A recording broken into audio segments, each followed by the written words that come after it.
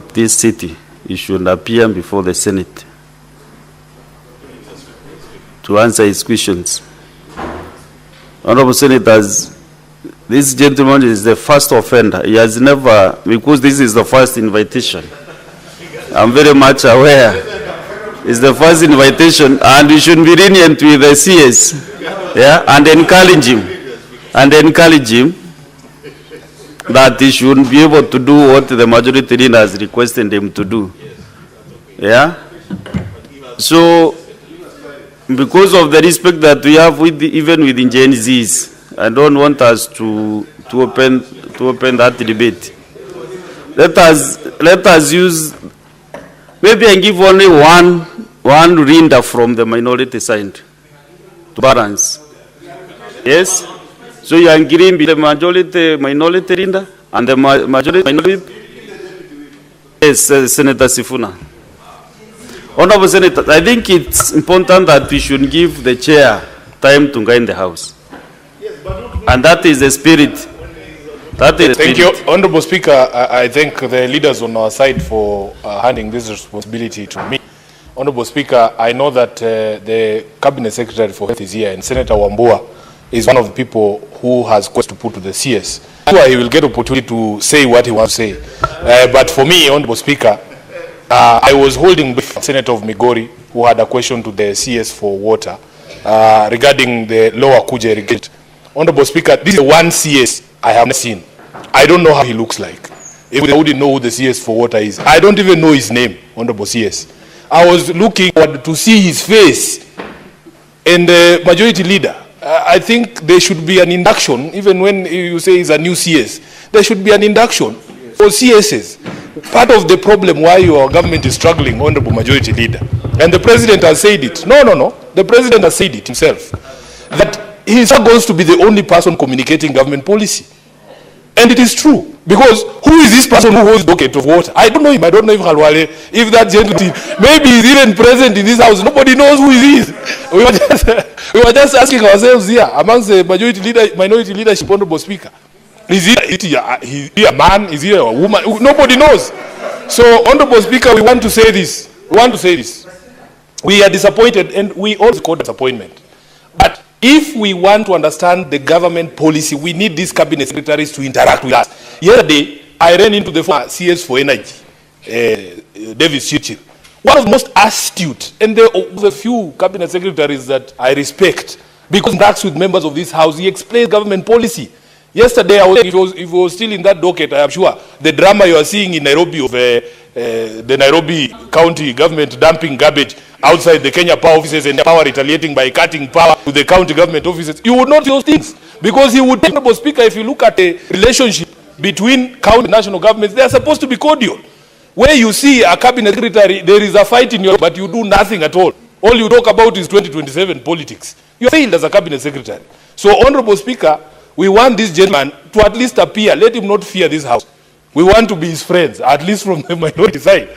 We want to confirm that we mean well. We want to have a discussion with him about these water projects. Let him not shy away. And let him mind that if there is going to be an event that takes him away from the capital, he should communicate early, as a majority leader said. Thank you, Honorable Speaker. Yes, I agree with you, Honorable Senators and leadership, but he should learn as fast as possible that communication is very key. And there is nothing impromptu, as the majority leader said. So this has been guided accordingly by the Senate, that he should be communicating early enough. And you said you don't know his name. He's not Hashim, but he, Engineer Eric Muredi Muga. Yes. And I represent him in the Senate, but not on this matter. Yes, because I'm the Honorable Senator for Meru. Yes. Elected majority vote in Meru, more than 350,000 out of the 400,000 voters that didn't vote. But I agree with you, we didn't need respect as the Senate. Even if he is my brother, he didn't need Senate with a lot of respect and decorum. He has no choice. Therefore, if the CS want for health, you can now welcome to the Senate.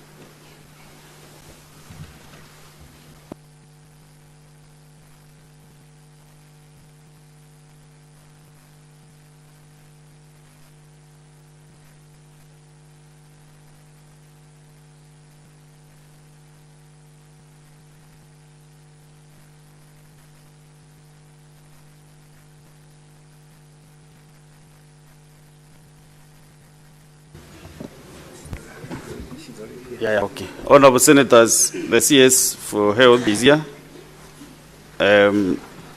Dr. Deborah Barasa and your team, welcome to the Senate of the Republic of Kenya. And you are here to interact with the 4 questions that the Honorable Senator has raised on this floor. And I can see you are prepared and your team to answer them.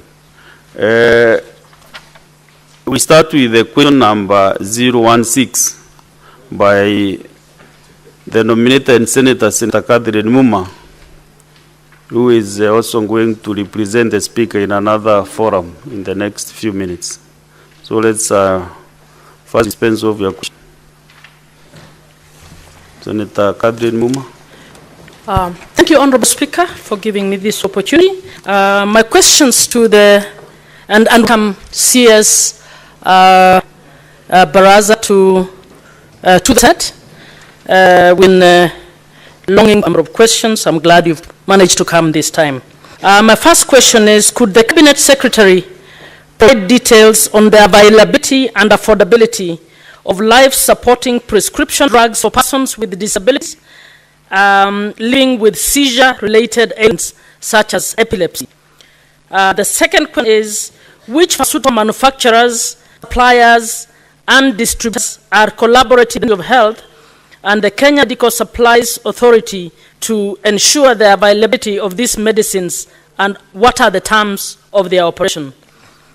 The third question, what steps has the ministry taken to ensure that these life-saving drugs are included in the essential drugs list and made readily available under the existing public national health insurance scheme? Thank you. CS Health.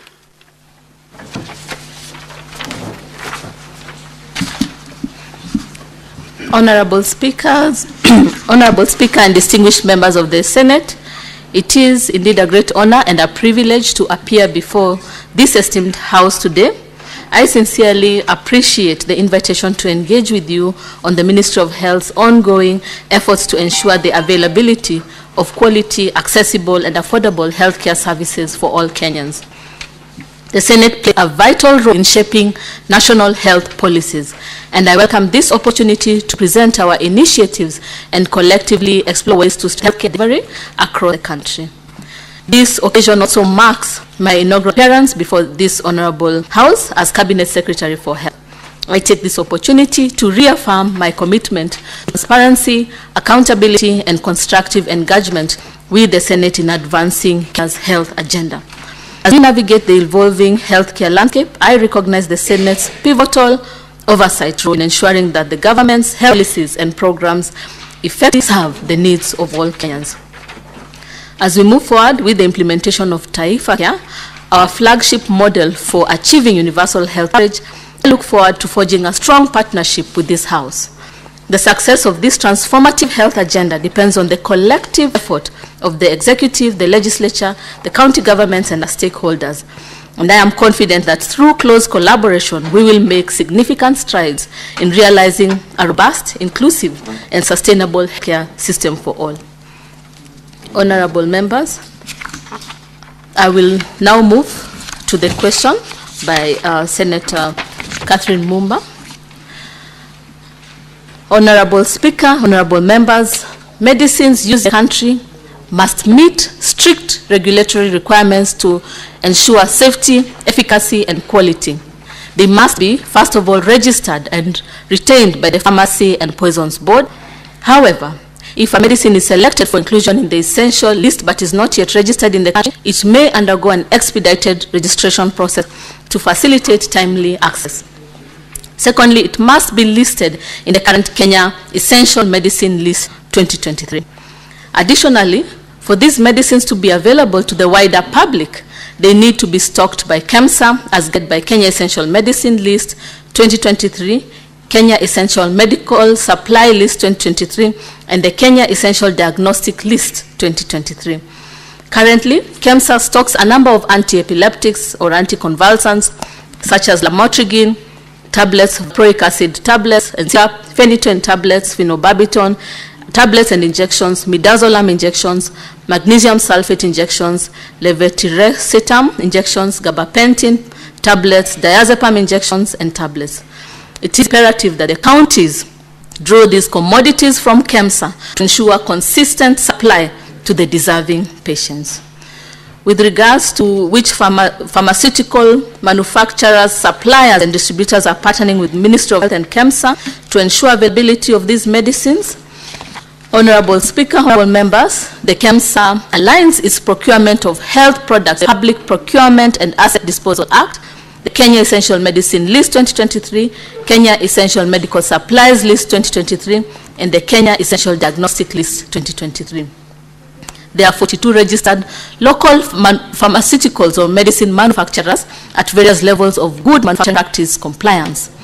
To enhance local manufacturing of medicines in the country, the Ministry of Health in 2024 conducted a capacity assessment of the manufacturers, and the report of this assessment forms the basis of the development of a local manufacturing strategy for Kenya that seeks to incentivize innovation and production of health products. This will lead to an increase in local production of medicine in KEML 2023 from the current 20% to 50% by 2026. Again, all public procurement entities, including KEMSA, are expected to comply to the preferential procurement master rule list published by the Ministry of Investment, Trade and Industry that lists all products manufactured locally, including medicines. The capacity assessment report guided the updating of the preferential procurement master rule number 1 of 2024 to the current 223 medicines. Public procurement entities are expected to procure locally manufactured products from local manufacturers in order to promote Buy Kenya, Build Kenya strategy in support of local industries and domestic economy. KEMSA does pooled procurement on behalf of all public health facilities, thereby maximizing economies of scale to yield better prices for Kenyans. However, KEMSA have had operational challenges, including stockouts of virtual HP health products and technology due to financial constraints as a result of inadequate budgetary allocation and huge debts from county governments and other clients up to the tune of 6.2 billion. With regards to what steps the Ministry of Health has undertaken to ensure the life-saving medicines are included in the essential medical list and made ready available under the existing public national health insurance scheme, Honorable Speaker, honorable members, life-saving medicines are listed in the current Kenya Essential Medicine List 2023 edition, which is reviewed every 3 years and are captured under various therapeutic categories, including medicines of pain, anticonvulsants, medicines for anxiety disorder, medicines for mood disorders, among others. Further, the Social Health Authority aims to provide affordable, accessible, and quality healthcare services to Kenya as guided by the Essential Health Benefit Package that defines the services covered by the Social Health Insurance Scheme.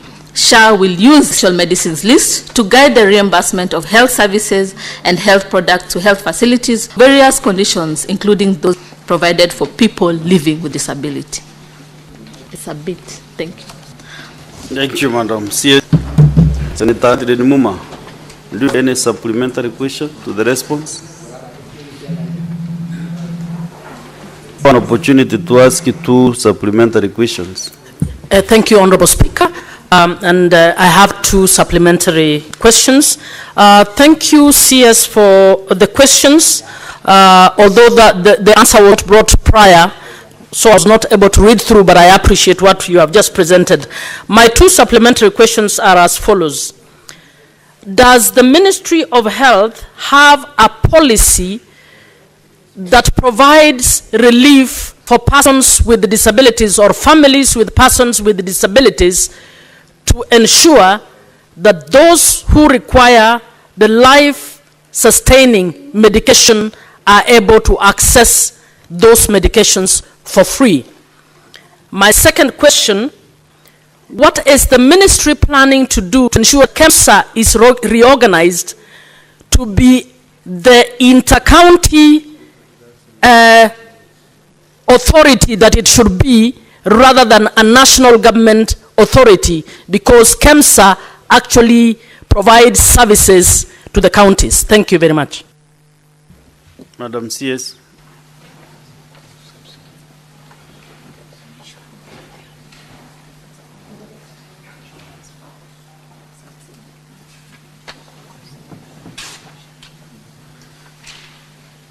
Thank you very much. Indeed, we have a health insurance subsidy for people with disability, and working together with the social protection under the social, the people with severe disability are incorporated and are being paid for under the Social Health Authority.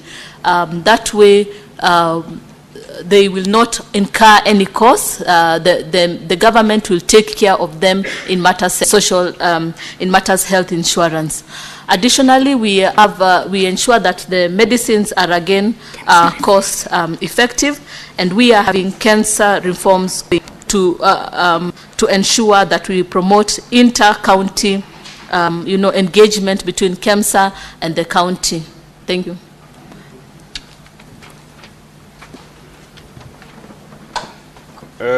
Next, if she has responded to the two questions, supplementary questions, or one? Honorable Speaker, I'm not too sure that she has responded to the second one, reorganization of KEMSA. But also, Senator Catherine, your question was not related now to the KEMSA issues, but was on these drugs for the PWDs. Because standing on the 51C7 is giving us very clear guidance that two supplementary questions that relate to that question. Because, and also I'm speaking out to all the, have you said, Madam CS? I'm now speaking to all the senators in the House. I know how there are so many questions that you would wish to ask. But then these questions should be grounded on this, the principal question the Honorable Kadri Muma asked. So maybe with your question, let me give you that opportunity. But next, I will not entertain any questions outside the primary question, so that we can make. And also there are many questions, three other questions, which maybe if you wait, the issues you are listing now still can be dispensed of during the other questions that we have, because the CS has three more questions to attend to. Madam CS, on the reorganization of KEMSA to fit the county issues and remove it as a national entity. That question she had asked.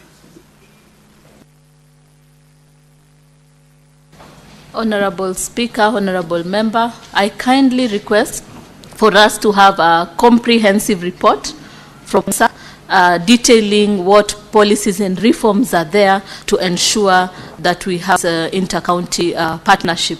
So I kindly request to go back with my team, that way we can have a comprehensive report on the same. Okay.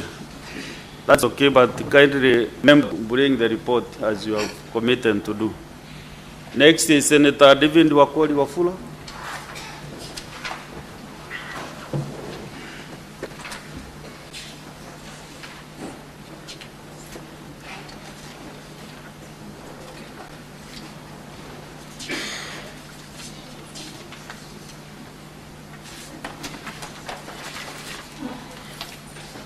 Thank you, Honorable Speaker.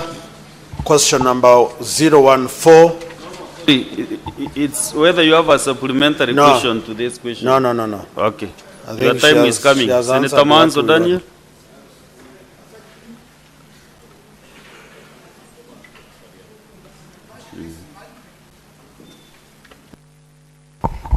Thank you, Mr. Speaker. Mr. Speaker, I would like to ask, in relation to the question asked by Honorable Muma, and I want to state that I have evidence with the CS because she's a medical doctor on this particular issue.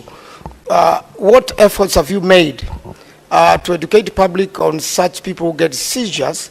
Because the moment somebody gets a seizure, Kenyans tend to run away from them. And in relation to the counties, have you worked with the health promoters or a policy so that health promoters could also teach common Kenyans how to give first aid in case of seizure? And probably you could use this forum to educate the Senate and Kenyans on what should happen should you get a seizure. You see somebody fall down, what is the immediate thing you should do to save that life? Mr. Speaker.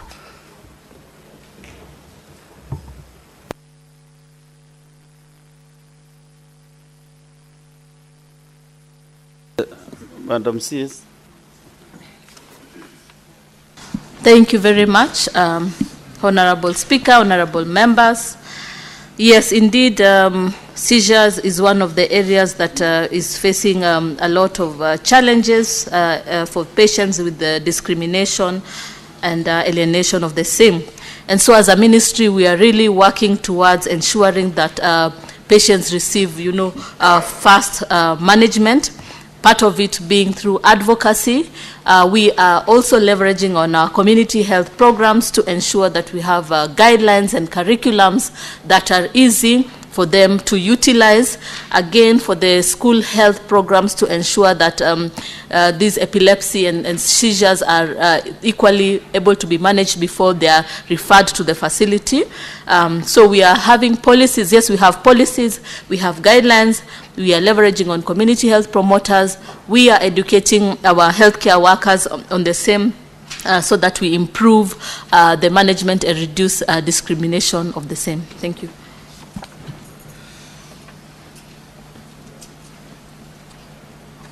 Senator Waheti Duati, Veronica. Honorable Speaker, my question would fall under, a supplementary question would fall action by Senator Enoch Wambua. Okay. So I'll not push it now. I'll wait for the Okay. that moment. Next, Senator Olekina Redam. Thank you, Mr. Speaker. Mr. Speaker, my question is directly related to the responses given by the Cabinet Secretary from the question asked by Senator Muma. Now, Cabinet Secretary, you've indicated that the biggest challenge is the debt owed by county governments, of about 6.2 billion to KEMSA. You've also indicated that SHA, which you know very well, that in the financial year 2020-2025, was allocated a total of 20 billion 798 827 666 shillings, which is up from the initial of 11 billion 899 413 839, which means there was an additional 13 billion allocated to SHA to be able to ensure that they provide this medicine to the people. If we are having problem, and I really would like you to pay attention to my question, if we have problems with drugs being administered in hospitals because county governments are not collecting the drugs, because they have not paid the money to KEMSA, don't you think that it is time as a ministry to develop a system where manufacturers, because the question you ask is about manufacturers, where drug manufacturers only release the drugs upon payment by SHA, so that these patients, and I speak this because when I was young, I was diagnosed with petit mal epilepsy. So I know the dangers of people who end up having epilepsy. My question is, don't you think that it is time that you develop a robust system that ensure that all manufacturers list their drugs and only draw them down upon being, so that you don't have to incur all this debt? And I'll give you a very good example. It is like a supermarket. If you walk into a supermarket, you'll buy sugar. That supermarket does not own that sugar. That sugar has been placed there by a manufacturer. So the only time that it is released, it is when he's paid. We have SHA, 25 billion. And then you also have counties collecting money from ONSO's revenue to use. This House has passed a law. So can you please tell us how we solve that problem once and for all? It is not right for people who are sick, people who are epileptic, disabled people who are epileptic, to stay without drugs in their hospitals because county governments have not paid KEMSA for the drugs that they are collecting. Please answer that question diligently, and if you have not understood it, ask me again and I'll explain it. Thank you, Mr. Speaker. Madam CS.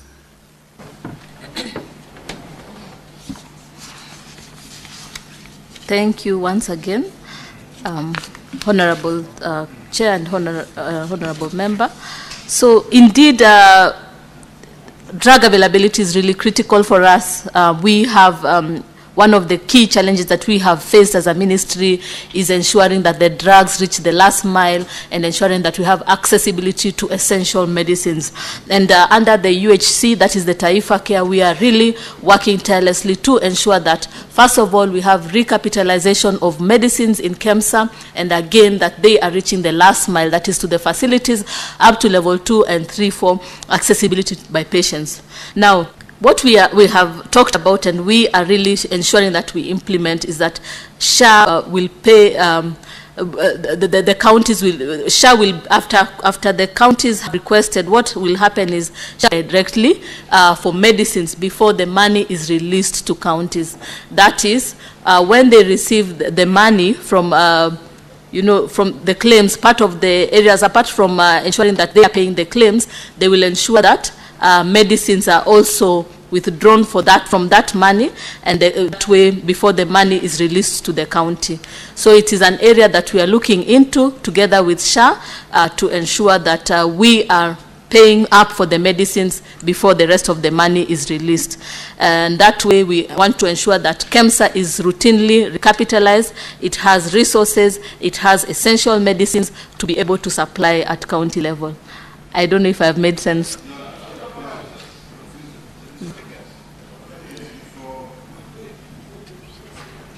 Senator Redamo.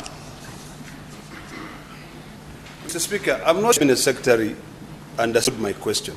Because now you are saying that SHA will pay KEMSA before it releases the drugs to the hospital. The question is, and I want to be clear, and I'm happy to come and sit down with you and try to explain better what I mean. The question is, since we are having a problem with counties paying KEMSA for the drugs, don't you think it's about to become a bit creative and develop a system that will ensure that these manufacturers place their drugs there, only release them when they are being prescribed to a patient? That will solve two problems. Problem number one, pending bills. Problem number two, expiry of drugs, such that they don't have to be, they will only spend drugs which can be used. Because every day we are told what manufacturers are doing, including others making drugs to confuse people. That is my question, because what you are now saying is that you will develop a system where SHA is paid money before the KEMSA releases them. That's a bit confusing. If you sit down, because you are not exchanging with the honorable senator, when seated you can benefit from your officers. Yes. You can benefit from them. So, Mr. Speaker, I think I've made it very clear.